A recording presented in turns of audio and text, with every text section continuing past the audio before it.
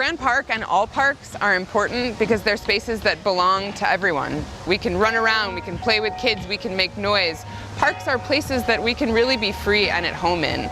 It's really a crossroads of all of the wonderful things that put a smile on all of our face because we're Angelinos.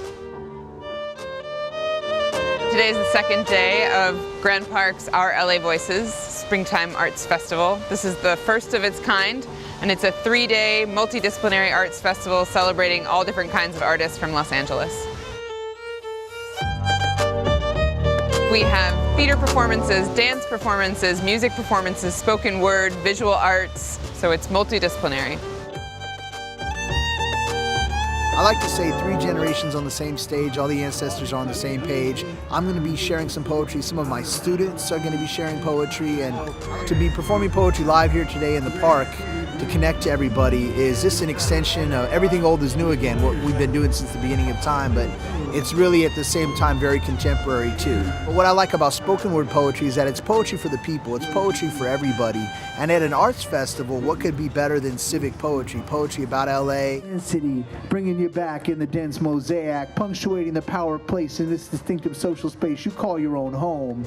Density entwines webs, a parallel existence thick in the heart of the inner city. LA!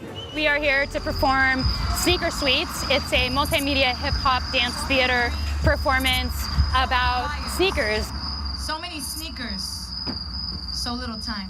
Many of these street dances originated in someone's backyard or on the playgrounds or in the metaphorical streets. The soul of Michael Jackson moonwalks on a telephone wire under a half moon. With hip-hop dance and street dance, we're kind of crossing that barrier between social dance, where everyone participates, and performative dance, where it's on a stage and we're telling stories.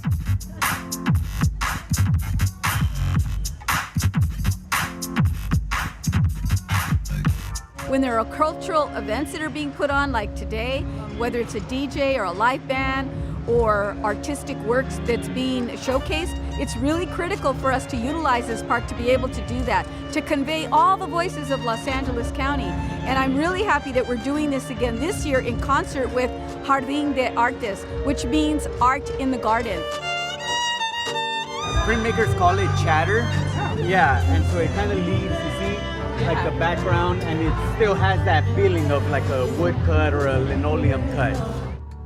We need to open up space so that we have community again. That's part of the problem. In order for us to actually have an identity, you have to have an arts culture.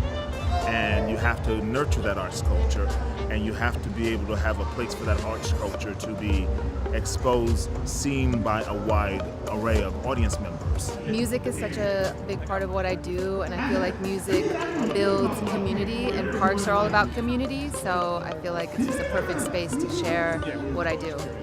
This particular area is home to so many different cultures, and it's just a wonderful opportunity for us to share our space with the public, with tourists, with people who have time to come down and spend a Saturday afternoon with us. What is a community without the space to be able to act as a community? Kind of encourages people to come downtown and to visit and see the kind of community that's here. And I think it's a microcosm for LA in total. That's community building, that's meeting new friends, that's discovering new artists. So as far as I'm concerned, those spaces and that idea is critical. Artists tell us stories about our lives, and sometimes those stories teach things about other people's lives, but a lot of times those stories remind us of everything that we have in common. And a public park and a public space is about being together. It's about sharing our environment together, and that's what art does. Art brings us together through stories.